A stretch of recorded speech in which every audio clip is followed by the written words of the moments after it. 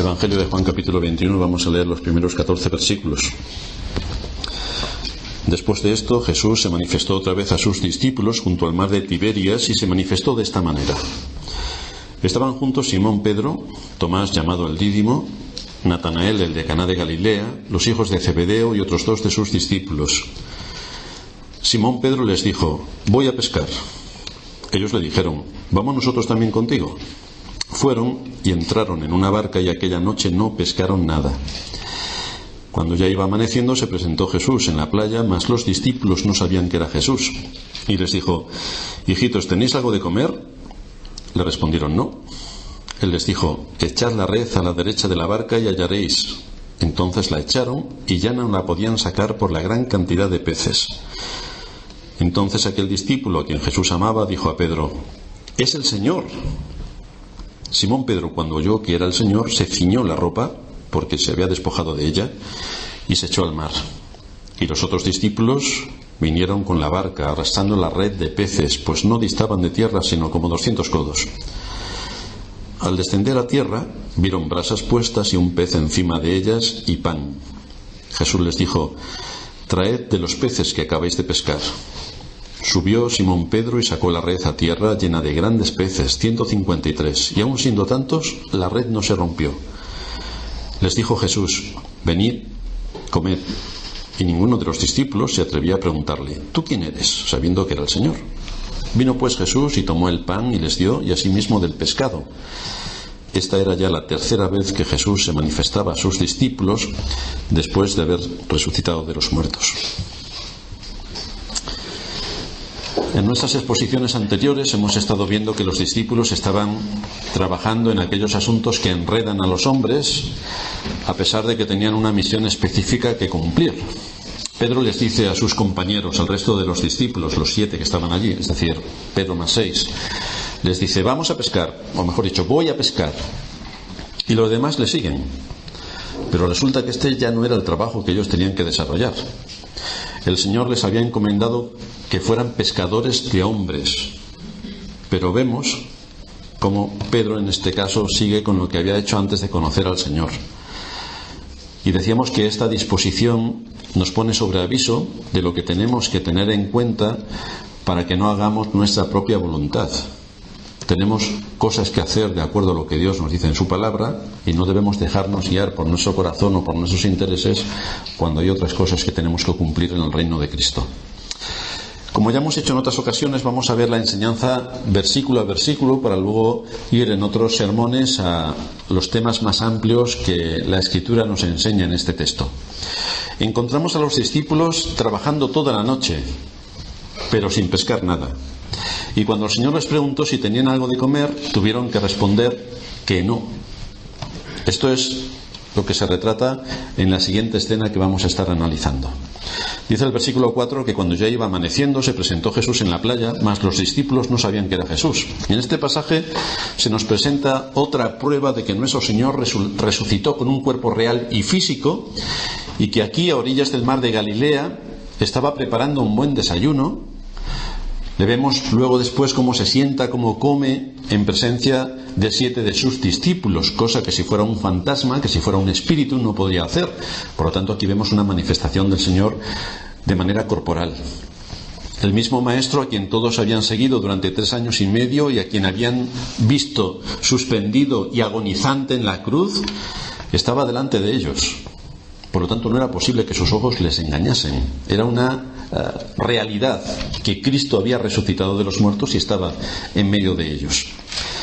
Este milagro que se nos detalla aquí en el capítulo 21 de Juan es el único que nos ha quedado registrado después de su resurrección. Me refiero con milagro al hecho de que el Señor dijese: echad las redes a la derecha de la barca. Ellos echaron las redes y cogieron esa gran cantidad de pescados. Es sorprendente el paralelo con otro milagro que algunos de estos discípulos habían presenciado. Nos tenemos que ir al Evangelio de Lucas en el capítulo 5 y veremos allí cómo hay otro milagro similar.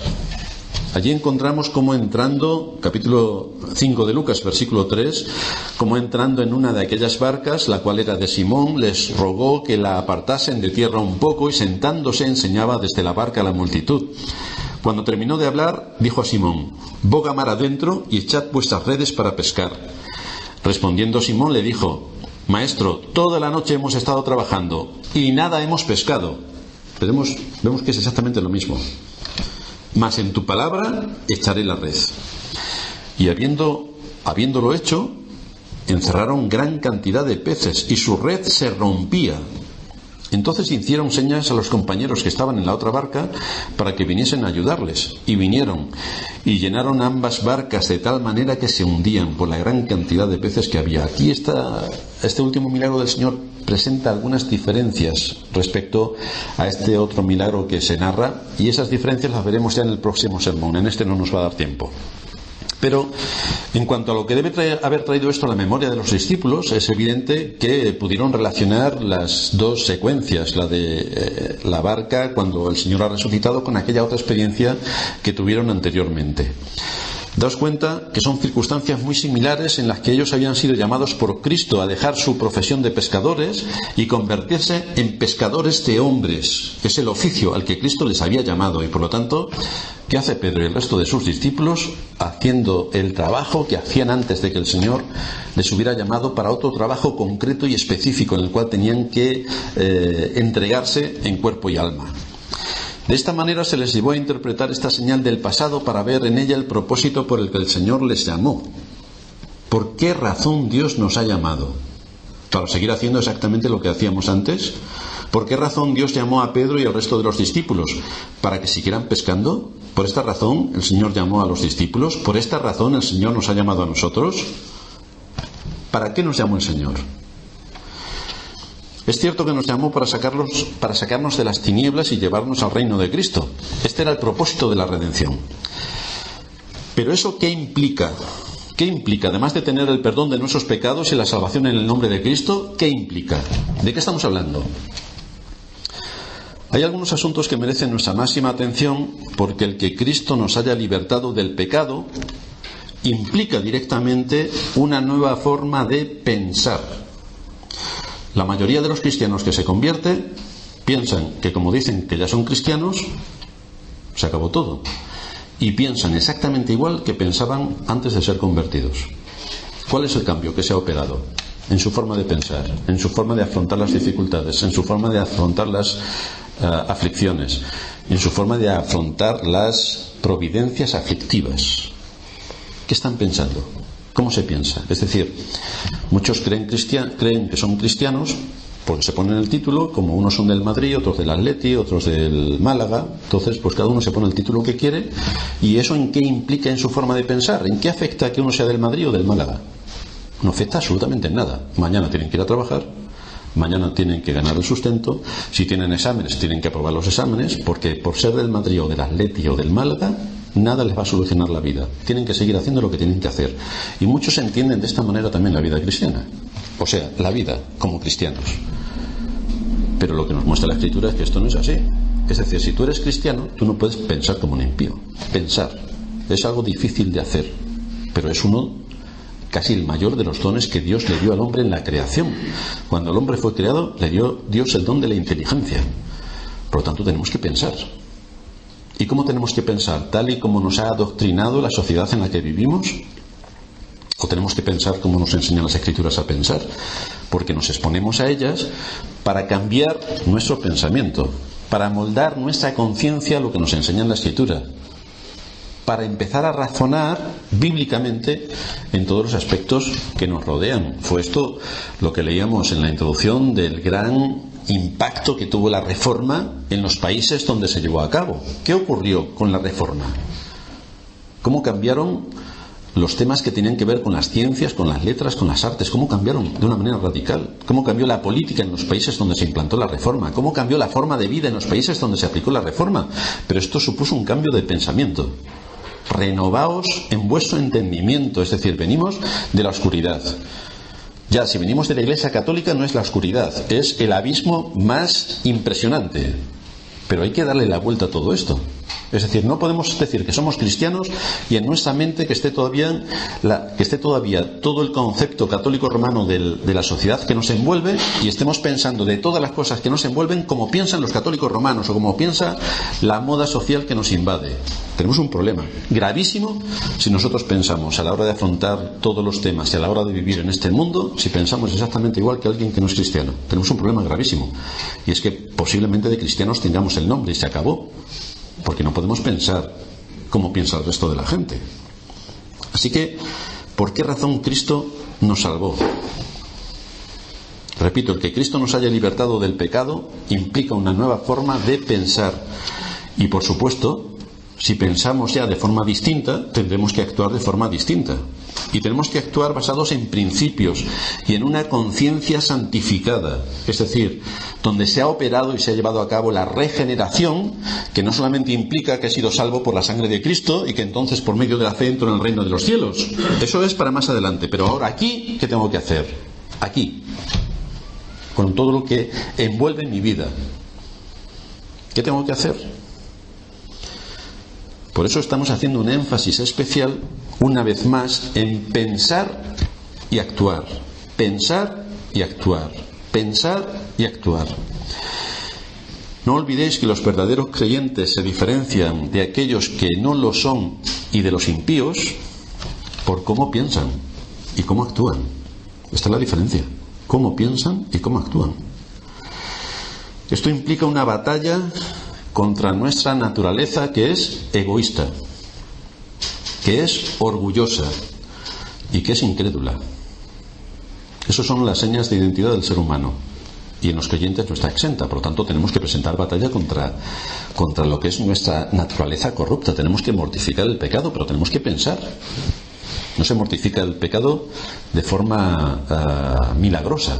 De forma milagrosa Dios nos salva en Cristo. Eso sí, ahora la batalla de la carne la tenemos que luchar nosotros. Dios nos ha dicho que nos va a bendecir todos los días que estemos en este mundo. Ahora, si mañana no vas a trabajar, ni pasado, ni al otro, ni estudias, y solamente te quedas en tu casa, durmiendo en tu cama, a los 2 meses estás muerto. Por lo tanto, Dios nos ha puesto en el mundo, nos ha dado la vida, nos ha dado de su espíritu, nos ha dado la fe, para que esto tenga consecuencias evidentes y tangibles.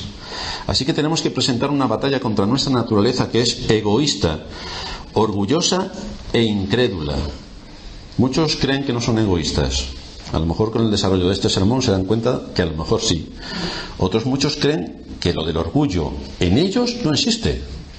Bueno, se sorprenderán, porque de los 7.000 millones de personas que poblan el mundo, 8.000 millones son orgullosos. O sea que por ahí van los tiros.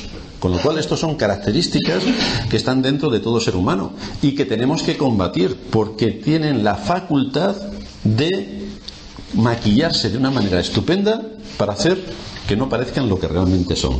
Ese es el engaño del pecado. Que nosotros creamos que tenemos una virtud y resulta que tenemos un pecado gravísimo, que tenemos que sacar de su sitio y tenemos que erradicarlo.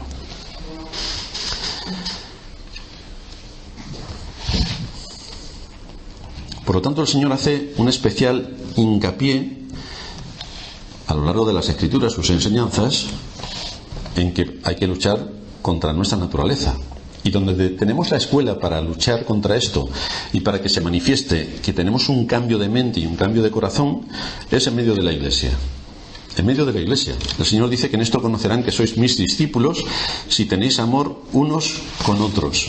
Y el amor al que se refiere el Señor no es el amor rosa que tanto hablan las iglesias, porque son todas rosas y, en fin, qué bonito todo y cada uno hace lo que le da la gana y todo el mundo tan contento. Bueno, si eso lo pasamos a un país, es el país en una anarquía total donde no funciona nada.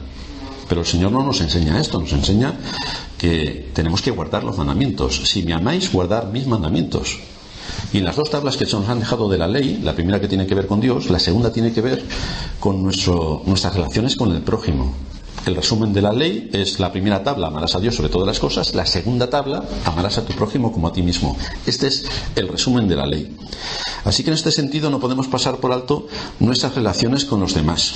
El principio establece que dentro de la Iglesia, en nuestras relaciones, tenemos que llevar a cabo el esfuerzo, nos tenemos que esforzar Porque a veces tenemos que soportar a un hermano que es un poco insoportable, o tenemos que soportar al pastor que es un poco insoportable, porque nos dice aquellas cosas que menos nos gusta oír y resulta que nos las dice. Pues tenemos que soportar al pastor con amor, y tenemos que soportar a nuestros hermanos también con amor. Por lo tanto, el principio establece que permanezca el amor fraternal. Estamos obligados a ejercer nuestra voluntad, no el sentimiento, sino nuestra voluntad. Estamos obligados a tener un trato exquisito con nuestros hermanos en la fe. Porque muchas veces estamos hablando de que tenemos que dar un buen testimonio y nos olvidamos que el primer lugar donde tenemos que dar testimonio bueno es en nuestro hogar. Y el segundo, en la iglesia. Y luego el tercero ya lo que venga después. Pero tenemos que seguir esos principios y esos parámetros. Ahí se va a evidenciar que realmente ha habido una conversión, que nuestra mente está siendo cambiada y que nuestro corazón está siguiendo en obediencia a los mandamientos de Dios. Por lo tanto, tenemos que ejercer nuestra voluntad.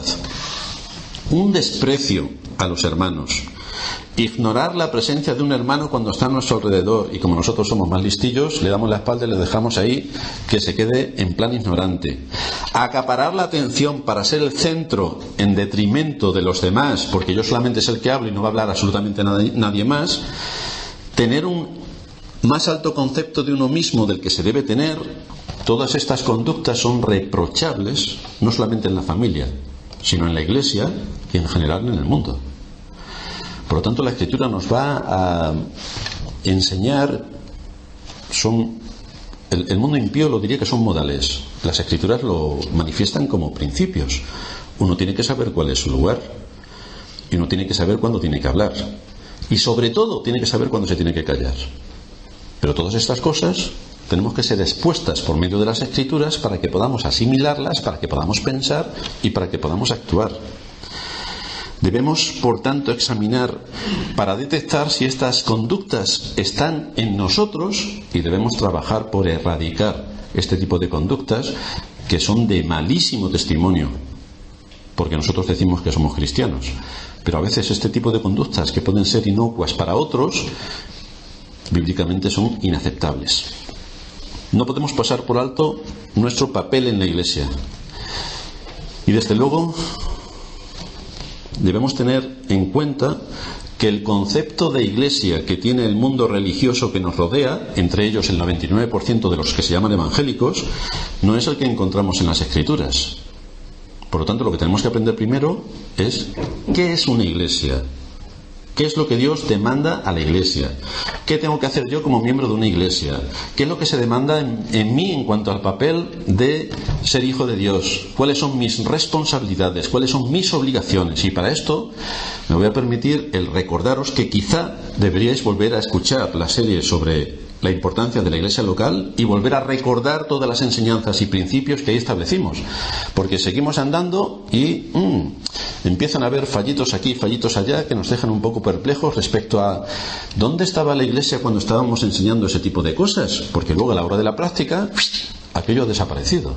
Por lo tanto, tenemos que empezar a recordar lo que desde el púlpito se nos ha enseñado durante tanto tiempo, y que no dejaremos de seguir enseñando todos estos principios para que la iglesia sepa cuál es su papel y para que cada uno de los creyentes sepa cuál es su papel delante de Dios. Porque todos nosotros estamos obligados y somos responsables delante de Dios, a quien tenemos que dar cuentas de cómo pensamos, cómo vivimos y cómo actuamos. Por lo tanto, si queremos ser cristianos, esto lleva unas consecuencias. Esto lleva una marca que determina cómo tiene que ser un cristiano, y yo me debo someter a esas demandas que el Evangelio hace de mí en cuanto a qué soy yo como cristiano.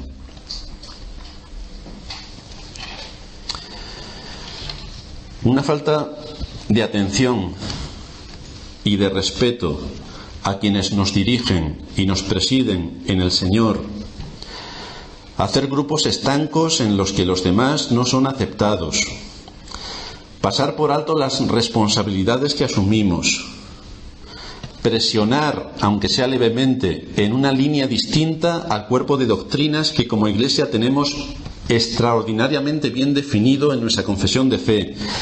Todo esto implica un grave pecado que conlleva deshonrar a Dios y poner en peligro la unidad y la paz en la Iglesia, lo cual tiene consecuencias gravísimas. Por lo tanto, todas estas cosas las tenemos que tener muy en cuenta, porque lo que procuramos es servir a Cristo en medio de nuestra generación, procuramos ser rectos y santos delante de Dios y delante de lo que nos rodean, y el lugar donde venimos para aprender, para ser instruidos, y es el lugar donde Dios nos convoca a esta asamblea, a la iglesia, al cuerpo de creyentes para escuchar su palabra. Tienen que tener en cuenta todos estos parámetros para aplicarlos en su vida. Tenemos una misión que cumplir en el mundo y tenemos una responsabilidad que cumplir de acuerdo a los principios cristianos. Y el ministerio de esta iglesia, por tanto, estará atento a que el rumbo de la iglesia siga con estos objetivos para que no caiga el juicio de Dios sobre nosotros por desgana, por apatía, por negligencia o por actuar con mala intención. Es decir, en todos esos asuntos, el ministerio o el pastor de esta iglesia será bastante severo en corregir las conductas, actitudes, disposiciones e indisposiciones de las cosas que no estén en su sitio. Tenemos que tratar, por otra parte, a las personas también de acuerdo a su edad, rango y posición. Esto es algo que los niños deben saber desde pequeñitos. Es decir, un niño no puede tratar de tú y como si fuera un amiguito suyo a una persona que es mayor. Por lo tanto, los padres están obligados a enseñarles a sus hijos cómo tienen que tener respeto hacia las personas mayores. Y cómo, ya estamos cansados de decirlo, cuando una persona mayor habla o está hablando su mamá, su papá con una persona mayor, los niños pequeños se callan y esperan a que se termine de hablar. Igual ocurre con el resto de personas. Si hay diversas personas que están hablando de un tema en concreto, uno no puede llegar allí para interrumpir todo lo que se está haciendo, para cambiar lo que se está hablando y llevar el tema hacia otro lado. Son temas de educación básica, pero con esto se está evidenciando que hay un problema en el corazón de aquel que está interrumpiendo o rompiendo lo que se está haciendo en ese momento. Tenemos que tratar, por tanto, repito, a las personas de acuerdo a su edad, rango y posición. El pastor Sugel tiene un artículo bastante interesante que habla sobre este aspecto y lo deberíais buscar y leerlo. Porque si olvidamos estos asuntos, y no digo solamente a los niños, sino también a los mayores, es decir, si yo trato igual al pastor que a mi hijo, y si trato igual al resto de hermanos que a los que son impíos, o si no tengo en cuenta todas estas consideraciones, estaré dando un mal testimonio, estaré dañando a otras personas y desde luego estaré deshonrando a Dios. Así que tenemos que ser respetuosos los unos con los otros y saber quién es quién y qué cargo ocupa cada quien y cuál es la responsabilidad de cada quien, aunque todos nos debemos el respeto por igual. Luego tenemos que tener cuidado en las cosas que hacemos, decimos o cómo las decimos.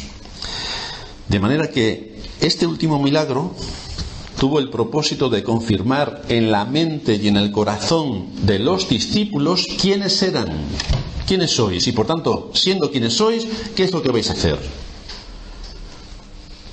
¿En qué consiste el trabajo al que habían sido llamados?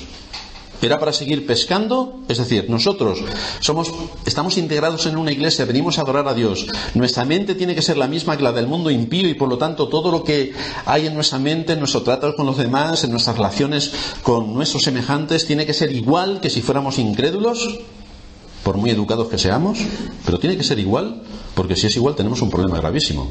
Es que tenemos que estudiar más las Escrituras y ver los profundos principios que nos enseñan respecto a todo lo que conlleva las relaciones con el resto de nuestros hermanos. Así que este milagro fue llevado a cabo para asegurar a los discípulos que así como Cristo había bendecido sus esfuerzos mientras estuvo con ellos en los días de su carne, Él también iba a seguir bendiciéndoles con su guía y con su bendición cuando estuviera ausente de ellos. Pero deberían ser muy conscientes de que habían sido llamados de las tinieblas a la luz. Yo estaré con vosotros todos los días hasta el fin del mundo. Sí, pero tenemos que obedecer a Dios y a sus mandatos y los principios. Y cuando hagamos todo esto, yo estaré con vosotros todos los días hasta el fin del mundo. Pero no pongamos lo primero lo último y lo último lo primero. No querramos las bendiciones antes de haber cambiado nuestra mente y nuestro corazón en obediencia a la verdad, pulverizando todos los principios, pensando que como ya decimos que somos cristianos, todo nos vale en nuestras relaciones sociales, en nuestras relaciones de iglesia, en nuestras relaciones de padres o de hijos, en nuestras relaciones familiares, todo nos vale. No, porque eso es engañarse a uno mismo. Tenemos que tener sumo cuidado y tenemos que adiestrar nuestra mente, tenemos que educar nuestra mente para saber cómo tenemos que llevar a cabo las relaciones los unos con los otros. Este último milagro del Señor ocurrió en Galilea, donde también fue llevado a cabo el primero de los milagros que recordaréis con las bodas de Caná, cuando el Señor transformó el agua en vino. Es curioso también que se mencionan una serie de datos, porque en las bodas de Caná había 6 tinajas. Y ya cuando estuvimos viendo en este Evangelio lo que simbolizaban las 6 tinajas de piedra y cómo era el corazón de los judíos de piedra, y como el número 6 es un número que nos habla de imperfección y que es exactamente así como estaba la religión judía, imperfecta por completo, con un corazón de piedra, nos estaba mostrando que muy lejos de obedecer a los mandatos de las Escrituras, haber renovado su mente y su corazón, estaban en un estado completamente muerto en cuanto a su relación con Dios y en su relación con los demás. Y aquí también tenemos, en este último sermón, que se nos habla de otro número, 153 peces, que no voy a decir lo que significan hasta el próximo sermón, pero nos habla de números. Nuestro texto dice en Juan 21, los versículos 4 y 5, que cuando ya iba amaneciendo se presentó Jesús en la playa, mas los discípulos no sabían que era Jesús. Y les dijo: hijitos, ¿tenéis algo de comer? Le respondieron: no. El Señor sabía, por supuesto, que no tenían nada. Lo sabía perfectamente. Entonces, ¿por qué hizo el Señor esta pregunta? Porque hizo una pregunta que era obvia, que el Señor la sabía. Porque Él es el que todo lo sabe. Su poder omnisciente es infinito. Lo que el Señor quería es que fueran conscientes de su necesidad antes de que Él les pudiera bendecir. Estas lecciones son bastante lentas de aprender. Los discípulos con esta situación en el mar nos ilustran sobre nuestra situación en el mundo. ¿Qué es lo que hacemos nosotros en el mundo? Estamos como los discípulos a nuestras cosas, pescando, cada uno envuelto en sus actividades normales y cotidianas. Y es el Señor quien tiene que llamar nuestra atención para que seamos conscientes de nuestra necesidad. Porque el Señor no nos llama y nos advierte y nos avisa, nosotros estamos tan tranquilos. Claro, sermones de motivación personal psicológicos en las iglesias a todo el mundo les encantan. El problema es cuando los sermones me afectan a la conciencia y me hacen pensar, y entonces me ponen delante del espejo de las Escrituras y me crujen por dentro. Pero realmente eso es lo que necesitamos si queremos honrar a Dios. Si no hay en nosotros, fijaos la importancia, si no hay en nosotros un reconocimiento de pecados concretos, definidos y precisos, difícilmente podremos arrepentirnos. Si el Señor no les dice a los discípulos: ¿tenéis algo para comer? Y ellos reconocen que después de trabajar toda la noche no tenían absolutamente nada, pues habrían acabado en la orilla, se hubieran ido a casa y mañana será otro día, pero no hubieran recapacitado en lo que estaban haciendo y el esfuerzo que estaban realizando para no tener nada. Por lo tanto, lo primero es: el Señor tiene que llamar nuestra atención. Nos dedicamos a hacer un análisis de nuestro corazón para ver qué pecados concretos estamos cometiendo hoy. ¿Qué pecados definidos estamos cometiendo hoy? Porque si no nos da por hacer este análisis, difícilmente podremos arrepentirnos y mucho menos podremos obtener el perdón. Porque Dios nos perdona cuando confesamos nuestros pecados. Ahora, si no confesamos nuestros pecados, ¿cómo nos va a perdonar Dios? De ahí la necesidad imperiosa del autoexamen. De ahí la sinceridad con la que nos debemos exponer delante de las Escrituras para analizarnos. ¿Qué es lo que me dicen las Escrituras? ¿Qué cosas tengo que tener en cuenta? Si yo quiero servir a Dios, quiero hacer todo lo que Dios manda en su palabra, quiero ser enseñado por Dios, quiero aceptar todo lo que Dios tenga que decirme. Pero entonces tengo que tener una disposición no solamente de un espíritu enseñable, sino de luego ver delante de las Escrituras qué cosas tengo que corregir en mi vida y corregirlas. No solamente detectar cuáles son, sino qué voy a hacer para acabar con esto. Estos hombres habían salido a pescar. ¿Y cuál fue su resultado? ¿Eran conscientes de su situación? ¿Podrían reconocer su fracaso? ¿Podrían darse cuenta de su impotencia a pesar de su esfuerzo? ¿Habían pensado en todo esto? ¿O era una noche más que salieron a pescar y por lo tanto vinieron y no pescaron, como quizá la otra vez que salieron, o muchas veces que salen los pescadores y no pescan? ¿Pero ellos se estaban dando cuenta de todo lo que eso implicaba? Ese fue el propósito de la pregunta del Señor: hacerles conscientes de esa realidad. Y a partir de ahí es cuando el Señor puede empezar a trabajar con el corazón de su pueblo. A partir de ahí.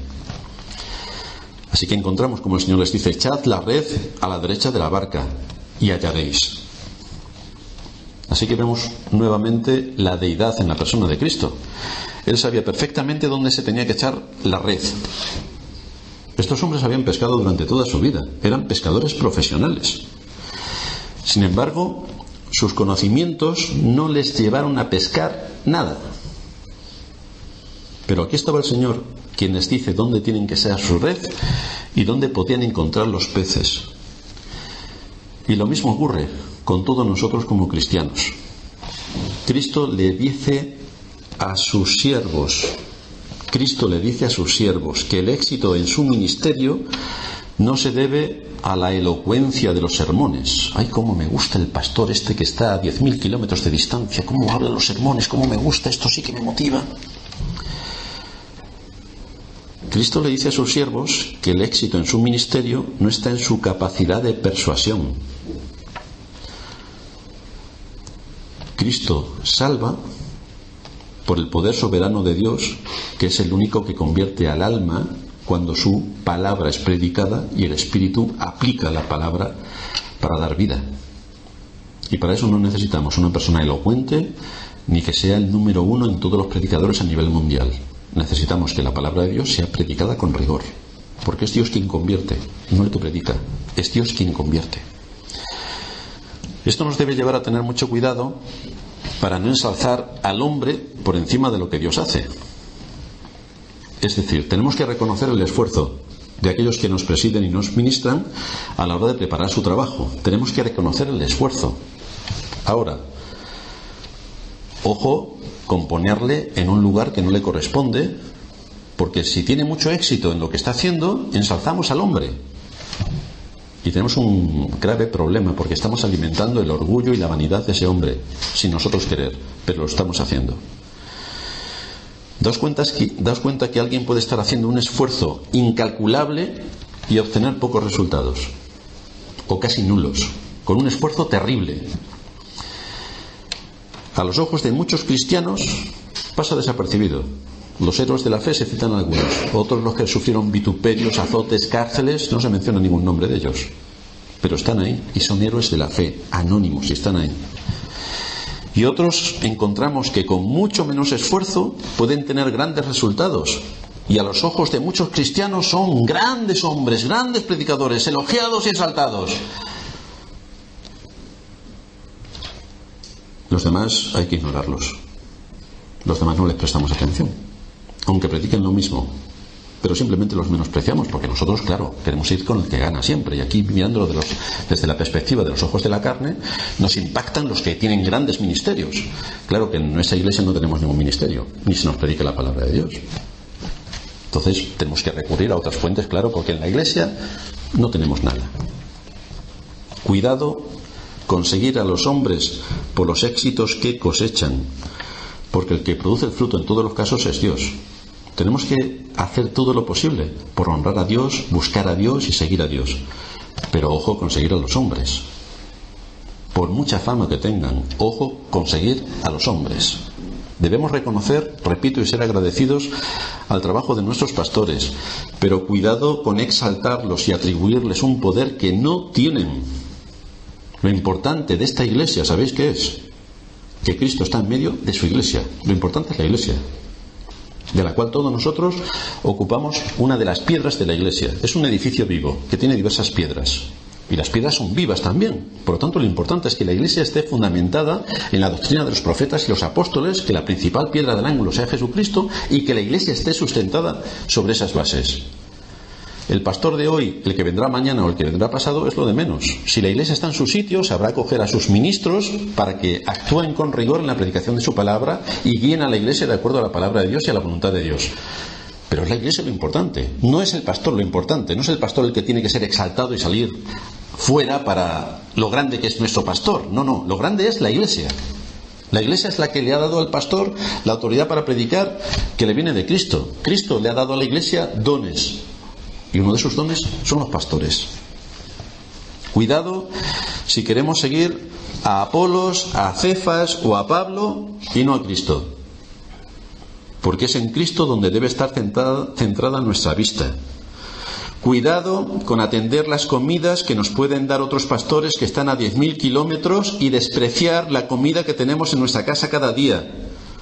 Porque si tú haces eso en tu casa, si cuando llegas tu mujer te tiene preparada la comida y dice, bueno, yo en un restaurante que estuve en Nueva York hace un mes, allí se comía de verdad, que cómo se comía. Y mañana que te pone la mujer la comida en tu plato, dices, bueno, estuve en un restaurante en Sebastopol que no puedes imaginar cómo se comía allí. La tercera vez que te ponga tu mujer el plato y vayas a hablar, lo mismo te comes el plato sin masticar. Porque es que solamente nos gusta lo que viene de fuera. Y lo que te dan de comer todos los días, eso lo despreciamos, claro. Si es que ya tenemos el alimento todos los días. Nos fijamos en los que están a 10.000 kilómetros. Y lo que tenemos aquí, como ya lo tenemos, pues, ¿de qué nos sirve? Cuidado con seguir a Apolos, a Cefas o a Pablo. Porque si seguimos a Cefas, a Apolo o a Pablo, lo vamos a pagar. Lo vamos a pagar. Si nuestra mente está en otro sitio, con otra iglesia, con otro movimiento, y resulta que supuestamente tenemos que estar centrados en nuestra iglesia, con las cosas de nuestra iglesia, con la responsabilidad que Dios le ha dado a nuestra iglesia, pues tendremos un problema. ¿Tú qué dirías si tu marido o tu mujer, en vez de estar dedicado a ti, está pensando en una estrella de Hollywood? Y cuando le vas a hablar, no, es que fíjate, la estrella de Hollywood, tú no pensarías de tu esposa o tu mujer, o sea, algo no está en su sitio, tú tienes mal la cabeza. Y esto tarde o temprano tiene un problema. Pues cuidado con las exaltaciones de maestros que no son de la iglesia. Debemos escucharlos y atenderlos, pero cuidado. Dice Spurgeon, recordad cómo lo declaró Pablo. ¿Quién es Pablo? ¿Y quién es Apolos? ¿Acaso está dividido Cristo? ¿Fue crucificado Pablo por vosotros? ¿O fuisteis bautizados en el nombre de Pablo? La iglesia entera le pertenece a quien la ha elegido en su soberanía, la compró con su sangre, la cercó por su gracia, la cultivó por su sabiduría y la preservó por su poder. No hay sino una iglesia sobre la faz de la tierra, y quienes aman al Señor deben guardar en mente esta verdad. Pablo es un colaborador, Apolos es un colaborador, Cefas es un colaborador. Pero el huerto no es de Pablo, ni tampoco un solo trozo de tierra le pertenece a Apolo, ni la más pequeña porción a Cefas. Y añade la Escritura, y vosotros de Cristo, y Cristo de Dios. El hecho es que en este caso los colaboradores pertenecen a la tierra, y no la tierra a los colaboradores. Porque todo es vuestro, sea Pablo, sea Apolo, sea Cefas. No nos predicamos a nosotros mismos, sino a Cristo Jesús, el Señor. Por lo tanto, esta es una de las cosas que tiene que tener en mente la iglesia. Es decir, vamos a centrarnos. Porque con todos los medios de difusión social que hay, la mente de uno se va... Hermanos, que estamos en la iglesia. La iglesia. Mi iglesia. Vamos a centrarnos en mi iglesia. Que tenemos que contribuir para mi iglesia. Que el presidente de mi país, quiero que sea presidente de mi país. No que esté pensando en las Filipinas. No que esté pensando en Australia. No. Es que tiene que estar en mi país. Y esperamos que todos... los que somos ciudadanos del país estamos pensando en nuestro país y cómo mejorar la vida y las condiciones en nuestro país. Nos sigue diciendo nuestro texto que entonces los discípulos echaron la red y ya no la podían sacar por la gran cantidad de peces. Esto es bastante llamativo también. El Señor estaba más o menos a unos 100 metros de distancia de ellos. Sin embargo, oyeron claramente lo que el Señor les dijo y tuvieron un espíritu dispuesto para hacer todo cuanto el Señor les indicaba. Esto es importante, de lo cual nosotros tenemos que tomar nota. No opusieron ninguna objeción a lo que el Señor le había dicho. No tuvieron en poco sus palabras. Como todo el mundo sabe, el Señor no era pescador. Entonces nosotros, que somos pescadores, nos va a venir a decir el Señor cómo tenemos que pescar. Podría haber dicho alguien. Pero ellos asumieron la autoridad de Cristo, la autoridad de su palabra, y actuaron en consecuencia. Obedecieron la voz de Cristo y rápidamente accedieron a su mandato. Esto nos muestra el poder de la palabra de Dios y su efecto en el corazón del hombre que ha sido regenerado. Un corazón que realmente ha sido salvado obra rápidamente ante una palabra del Señor. Rápidamente. Si Cristo lo dice, esto es lo que hay que hacer. Estamos integrados en una iglesia, que es el medio de gracia que Dios ha establecido para el alimento espiritual de sus hijos. Por lo tanto, al ser expuestos al mensaje del Evangelio, vamos a ir adquiriendo conocimiento. Y esto nos debe llevar a una obediencia inmediata. Inmediata. Cojo un principio, lo tengo que aplicar. Cojo una enseñanza, la tengo que aplicar. Por otra parte, esta es una evidencia de que todo poder le ha sido dado a Cristo en el cielo y en la tierra. No hay ninguna voluntad que se rebele contra su soberano propósito, sino fijaos cómo aquellos que han sido llamados a la vida van a actuar con una disposición de servicio atendiendo su voz. Mis ovejas oyen mi voz, mis ovejas me siguen. ¿Cuál es la evidencia? Que le siguen, que están actuando, que están haciendo algo. De manera que encontramos a Cristo dando órdenes y a los discípulos obedeciendo sin objetar absolutamente nada, sin ponerse a discutir, sin traer sus ideas o sus intereses. Por lo tanto, si esto es el ejemplo que nos están dando los discípulos, lo pasamos ahora a nosotros. ¿Qué debemos hacer nosotros cuando somos expuestos a la palabra de Dios? ¿Qué debemos hacer nosotros? Esta es una lección importante. Se nos insta a obedecer la palabra de Dios sin cuestionar. Bueno, es que en mi caso particular, este principio de la Escritura no actúa. Eso es para el resto de la Iglesia, pero para mí no. Claro, yo soy distinto. Sin demorar aquello que tenemos que hacer, porque la Biblia nos insta en cuanto a los principios bíblicos para que hagamos lo que tenemos que hacer hoy. Si hay algo que hacer, si hay un pecado que corregir, si hay una necesidad que atender, debemos hacerlo de inmediato. Esto no es como los regímenes de adelgazamiento. ¿Sabéis cuándo empiezan los regímenes de adelgazamiento? El lunes.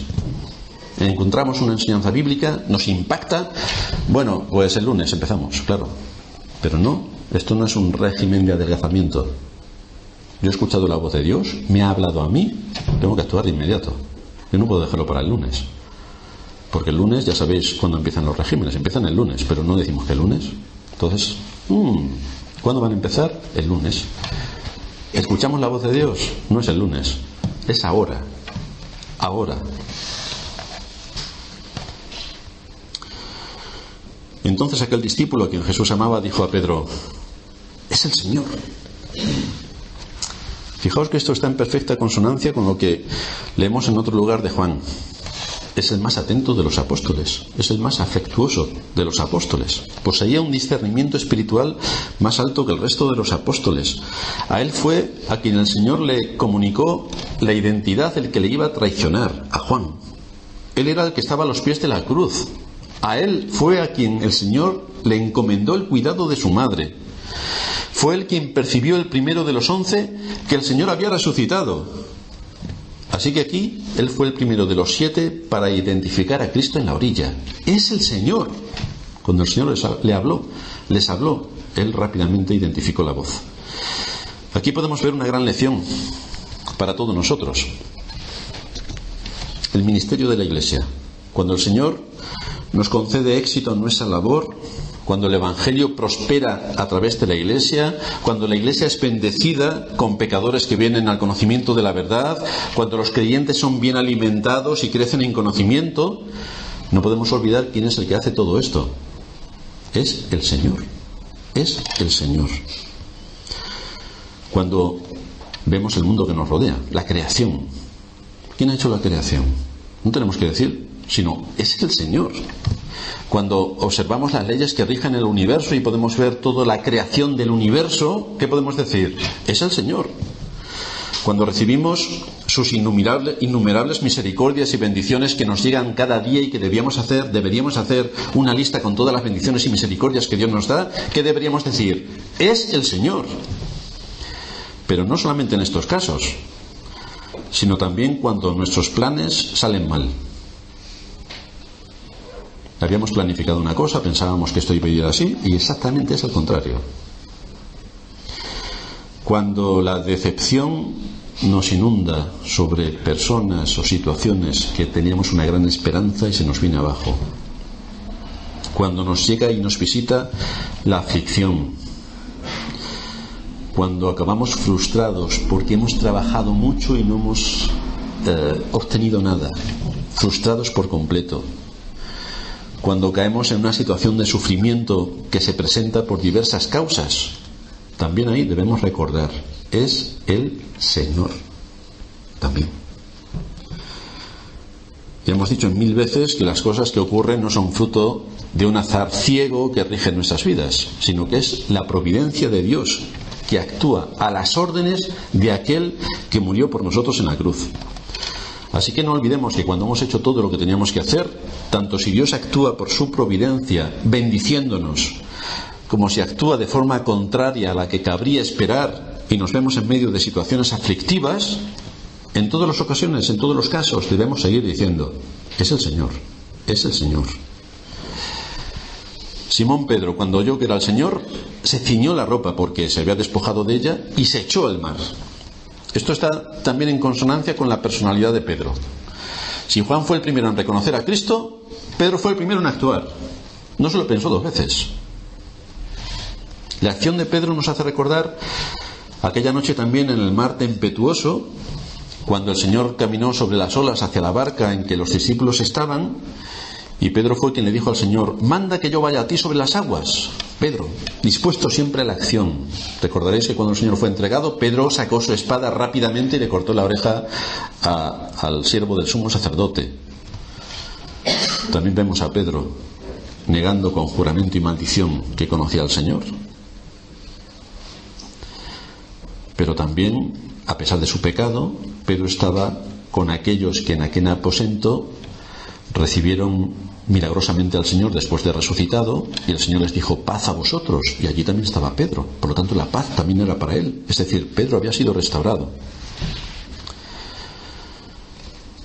Y los otros discípulos vinieron con la barca arrastrando la red de peces, pues no distaban de tierra sino como 200 codos. Fijaos en la conducta de Pedro y de Juan. Juan identifica a Cristo, Pedro sale corriendo hacia Cristo. Y esto nos muestra que el amor actúa de manera diversa. Suele expresarse de formas diferentes según los distintos temperamentos de cada uno. Hay personas que por cualquier cosa que se les está exponiendo de las Escrituras se ponen a llorar, y hay otras personas que no lloran casi por nada. El tener que llorar o no llorar no es un síntoma de que uno sea más santo o menos santo. Tiene que ver con la personalidad. Vemos que Juan no saltó de la barca, aunque era un hombre que amaba profundamente a Cristo. Y vemos a Pedro, que rápidamente fue hacia Cristo, y era un hombre que también amaba profundamente a Cristo. Pero son diversas manifestaciones del amor que tanto uno como otro tenía hacia nuestro Señor. Mientras que Pedro se fue hacia el Señor, los otros 6 se quedaron en la barca a fin de poder llevarla con seguridad a tierra, porque ya vemos que llevaban 153 peces. Fijaos cómo ejercieron bien su trabajo de pescadores. No podían permitirse que se escapase ni uno de los peces que les habían sido dados. Y como pescadores de hombres tenían la misma responsabilidad: no dejar escapar a ninguno de los que el Señor en su misericordia les había dado. Esto nos ilustra también en el hecho de que los pastores fieles no van a abandonar a aquellos que han sido salvados bajo su ministerio, sino que van a trabajar con ellos y harán todo lo posible para hacerles llegar a su patria celestial, como estos discípulos hicieron con los 153 peces. Les fueron dados 153 peces y 153 peces llegaron. Ninguno se perdió. Dios ha tenido misericordia de su pueblo al darles pastores que les apacienten con ciencia y con inteligencia. Pero no olvidéis que cuando Dios quiere castigar a su pueblo, le quita a sus pastores. No olvidéis esa gran enseñanza. Dios bendice a su pueblo dándoles pastores que les apacienten con ciencia y con inteligencia. Y uno de los mayores juicios que Dios trae sobre su pueblo es quitarle a los pastores. Ese es el mayor de los juicios. Así que la Iglesia tiene una gran responsabilidad de atender a sus pastores, de atender las necesidades del ministerio, de cuidar a sus pastores. Y esto lo tenemos que recordar en un tiempo como el que vivimos, cuando la autoridad a todos los niveles es menospreciada. Los hijos menosprecian a los padres, los hijos menosprecian a sus profesores en los colegios y universidades, los ciudadanos desprecian a sus políticos, se desprecia la autoridad, se desprecia la policía. Pero hermanos, nosotros somos cristianos. Un desprecio hacia la autoridad pastoral, hacia la autoridad de las Escrituras, es letal, es acabar con la Iglesia. Por lo tanto, cuidado con no dejarnos llevar por la corriente del mundo que desprecia la autoridad y la menosprecia, y nosotros apliquemos ese mismo baremo en nuestros hogares y en la Iglesia, porque no tiene absolutamente nada que imitar la Iglesia al mundo en el que vivimos, más bien todo lo contrario, tenemos que ser luz. Y somos luces cuando nuestros hijos respetan la autoridad de los padres, cuando nuestros hijos respetan la autoridad del maestro, cuando todos nosotros respetamos las autoridades puestas por Dios en nuestro país, y desde luego cuando en la Iglesia respetamos la autoridad pastoral. Como cristianos debemos someternos a toda autoridad, porque ha sido puesta por Dios, ya sean nuestros gobernantes y magistrados civiles, ya sean nuestros padres o ya sean nuestros pastores. Tenemos esa responsabilidad. Es un mandato de Cristo. Dice el escritor a los Hebreos en el capítulo 13, versículo 17: obedeced a vuestros pastores y sujetaos a ellos, no cuando os caigan bien, o sean graciosos, o os cuenten chistes, o lo paséis fenomenal, os inviten a comer todos los días, no. Obedeced a vuestros pastores y sujetaos a ellos, porque ellos velan por vuestras almas como quienes han de dar cuenta, para que lo hagan con alegría, y no quejándose, porque esto nos es provechoso. Recordaréis el papel de Moisés, que estaba harto de soportar al pueblo, que le tenía en sobremanera enfurecido, porque todo lo que querían hacer estaba en contra de lo que Dios ordenaba, y estaba harto Moisés de soportar al pueblo. Procurad que vuestros pastores no tengan ese mismo espíritu que cayó sobre Moisés por causa del pueblo. Ese es un trabajo de todos. Por lo tanto, procurad que vuestros pastores estén bien atendidos, estén bien cuidados y tengan todo lo que necesitan para el ministerio. Y de paso también recordad que la familia de los pastores tiene que soportar muchas de las graves situaciones del ministerio, así que tened también deferencia hacia la familia de los pastores. Tened un buen trato hacia la familia de los pastores, porque cuando los sábados todos os vais a hacer lo que os parece oportuno, el pastor se tiene que quedar en su casa todo el sábado preparando el sermón del domingo, y su familia no sale. Y esto lo podemos multiplicar por 1000 situaciones más que se pueden dar. Por lo tanto, tener deferencia hacia la familia del pastor para atender correctamente todo lo que conlleva la dirección y el ministerio de la Iglesia. Debemos, por tanto, prestar atención a las autoridades puestas por Dios para nuestra guía, a fin de que seamos instruidos en toda verdad y podamos honrar el nombre de Dios. Al descender a tierra, vieron brasas puestas y un pez encima de ellas y pan. Aquí tenemos una verdad también que el Señor nos está mostrando. Nos dice la Escritura que Él es el mismo ayer, hoy y por los siglos. Incluso después de su resurrección, fijaos qué dato más interesante, que el Señor no estaba pensando en sus propias necesidades, ni siquiera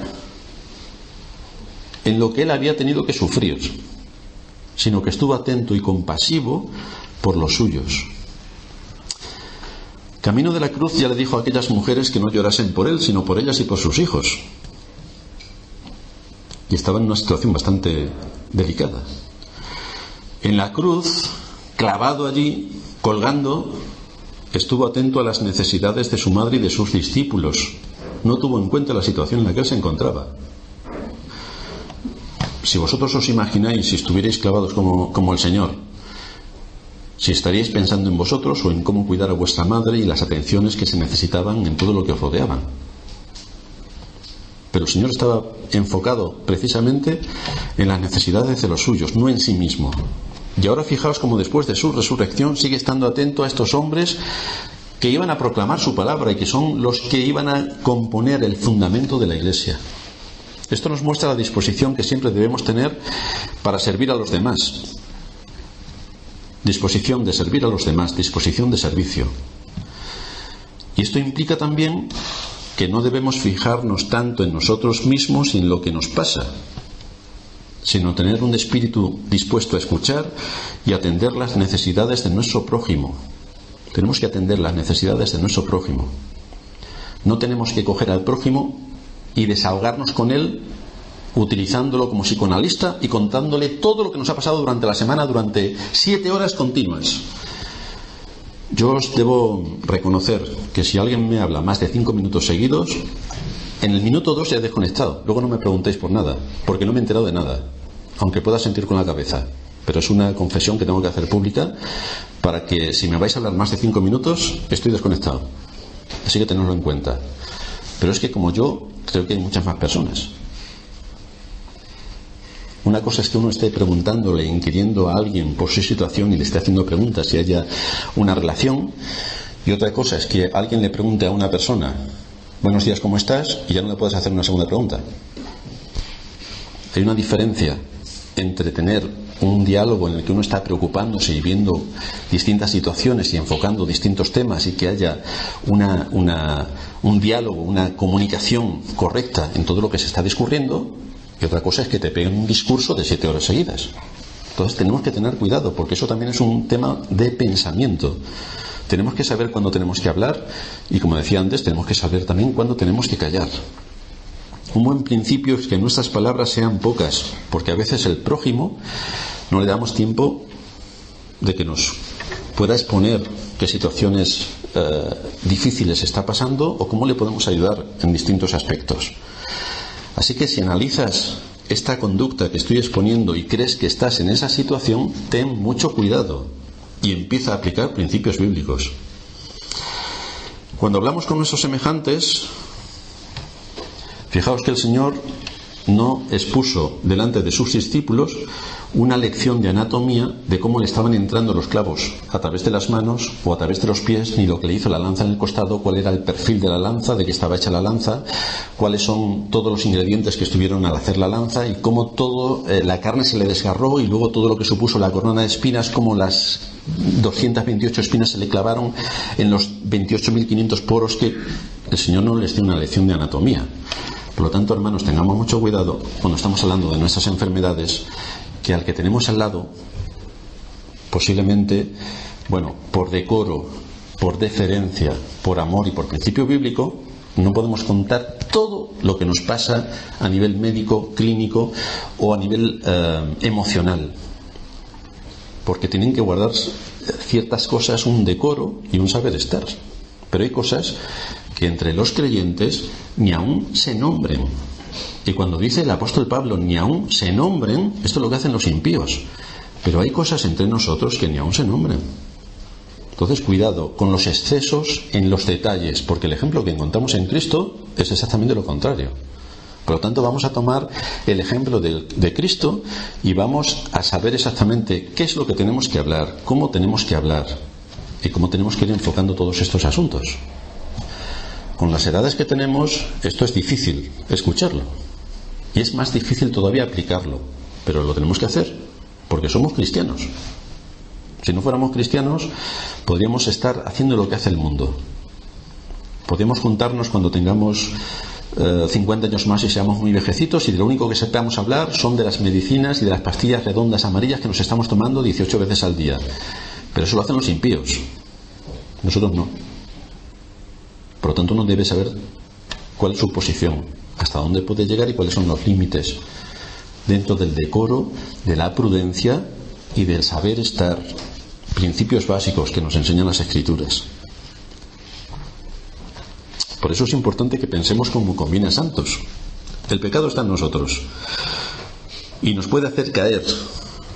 El problema es cuando esto se convierte en un patrón de conducta. Este tipo de pecados son muy sutiles. Fijaos que en el mundo en el que vivimos no son considerados pecados. Ni siquiera entre el pueblo evangélico es considerado todo este tipo de asuntos pecados. Pero son enormemente dañinos porque alimentan a la carne, estimulan el egoísmo, porque yo soy el centro de atención de todo, porque fijaos todo lo que me pasa a mí.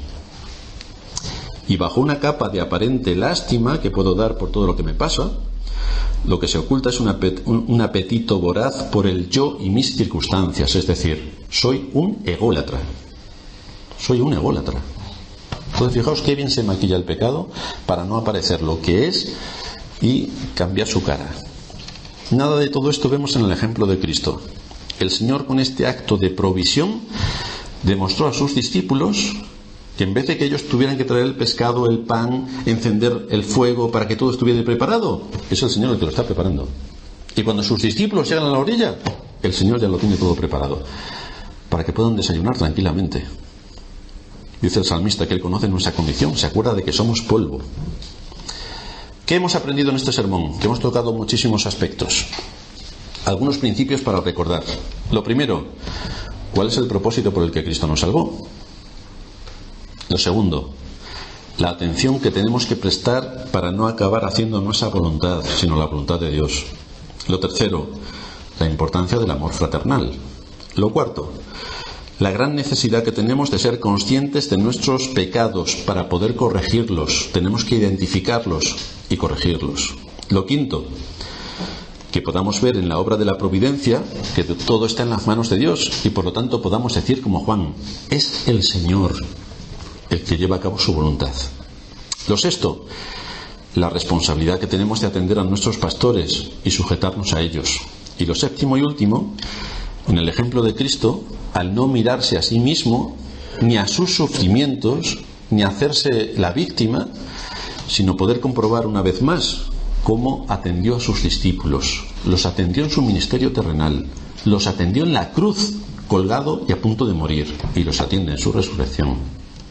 La disposición de servir a los demás. Vamos a terminar en oración.